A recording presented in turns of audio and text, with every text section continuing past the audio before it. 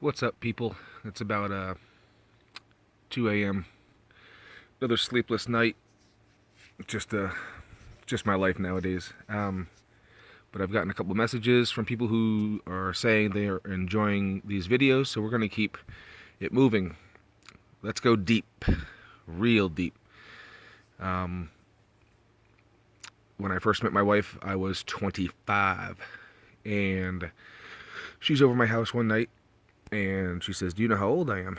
I said, "Yeah, 35." She says, "No, I'm 41." I said, "Okay, whatever." She looks great for 41. She still looks great till this day. She says, "Do you know how many kids I have?" I said, "Yeah, two." She said, "No, I have three." I said, "Okay, whatever." And she said, "No, you don't understand. I have three kids." And I said, "Yeah, okay, I heard you. Let's give it a try." And she explained that, her kids play lots of sports. You're talking 2 to 3 sports per year per child times three. I said, "Okay, great. I love sports. Again, let's give it a shot." She then says I can't have any children. I said, "All right." So we had a good crying session. Once again, I said, "Let's give it a shot."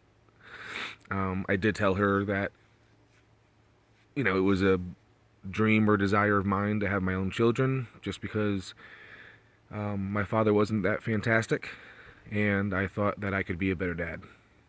But we still proceeded to move forward. Um, Whatever, call it a few months, few years down the road, we had many arguments about having children and how tough it was not having my own. And her tubes were tied. So she said she looked into something called in vitro. And if you don't know what it is, look it up. I'm not going to explain it. And we went to the doctors and talked to them, and then found out it was a $30,000 to $40,000 procedure, which was just out of our reach. We talked about adopting children. The state adoption didn't necessarily appease or appeal to us because you have a year to come back and claim your child, and private adoption is, again, about $30,000.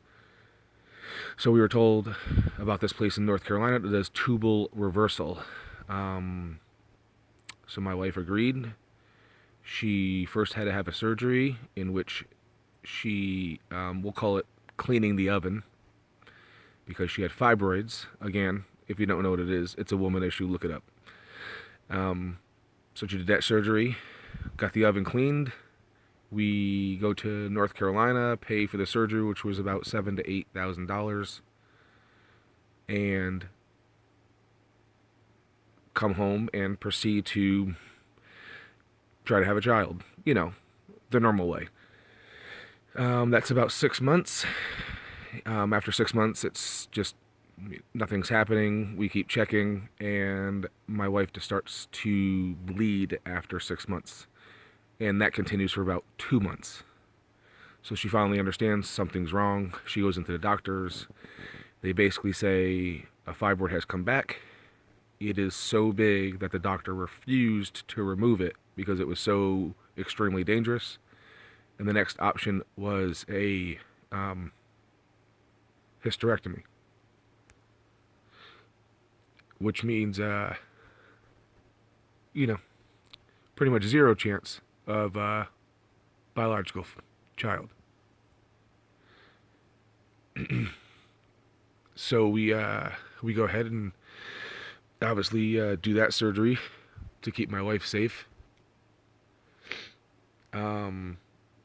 So of course, having that issue come up has caused many problems and issues in itself. You know,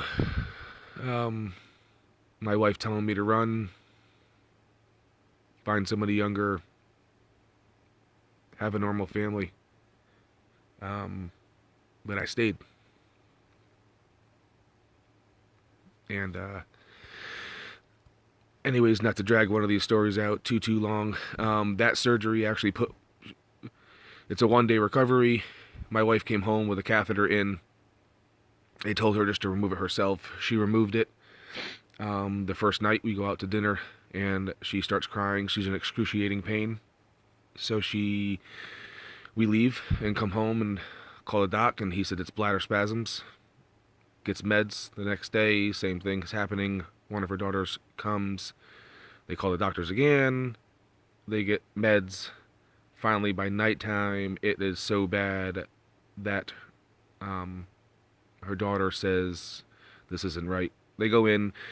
They finally find out that they perforated her bladder while doing the hysterectomy, and she's in the hospital for 10 days in recovery after the surgery. So, if y'all didn't know, my wife's a champ. She's extremely strong. She's been through some extreme painful stuff emotionally and physically. But yeah, I figured I'd share the story.